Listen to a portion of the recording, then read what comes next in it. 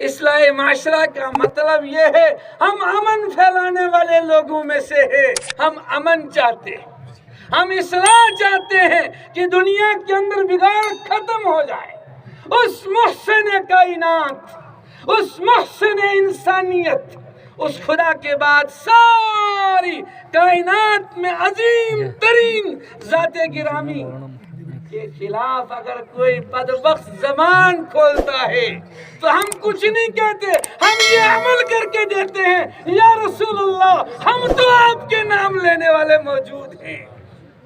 آپ کے نام لینے والے کیرلا سے پیدل نکل جاتے ہیں, 8640 میل پیدل سفر کرتے آپ کے روضے پاک پر سلام کرنے کے لیے آتے ہیں.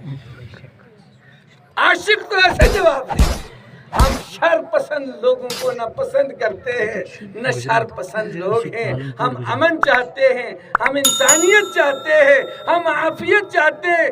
اس لیے آج ہم یہاں پر جمع ہوئے ہیں کہ ہم دنیا کو بتا دیں کہ ہم اس محسن انسانیت کے ماننے والے,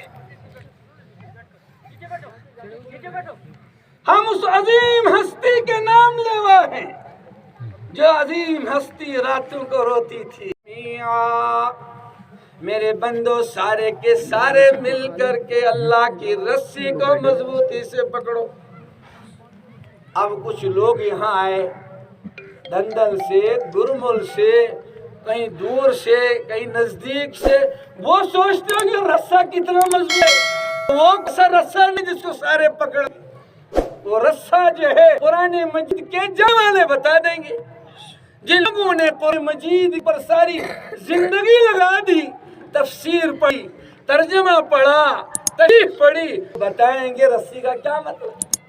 اس رسی کا مطلب ہے ہم سارے قرآن پر آ جائیں. قرآن کتاب ہے جیسی نازل ہوئی آج بھی سی قرآن کتاب ہے جو قیامت تک کے انسان کی کا فرق زبر کٹ پڑا اور ابھی قیامت تک پڑے گا. جب قرآن مجید نازل ہوا تھا الحمدللہ ہم کو بتاتے یہ قرآن جو آسٹریلیا کا یہ قرآن ہے جو امریکہ کے آخری سروں تک موجود ہے. یہی وہ قرآن ہے جو رشیا کی آخری پہاڑیوں تک موجود ہے.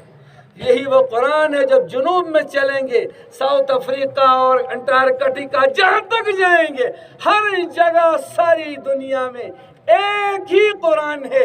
اس قرآن میں کہیں زیر کا فرق نہیں پڑا, زبر کا فرق نہیں پڑا, نقطے کا فرق نہیں پڑا.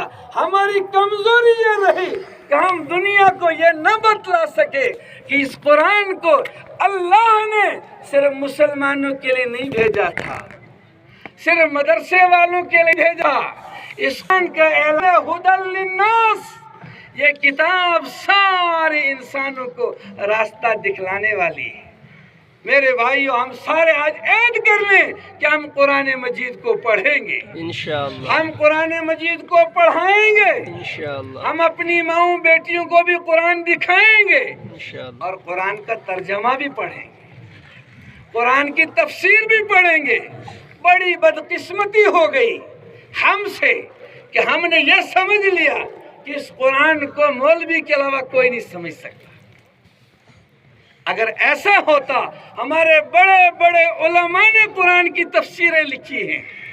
قرآن کی تفسیر پڑھو, جہاں سمجھ نہ آ جائے حضرت مولانا نذیر صاحب کو فون لگا لو کہ یہاں مجھے سمجھ نہیں آئی, مجھے سمجھا دو. مفتی صاحب کو جموں فون لگا لو, یہ بتلا دیں گے. اور بہت سارے علماء آپ کو فوراً بتا دیں گے اس جگہ اس آیت کا یہ مطلب ہے.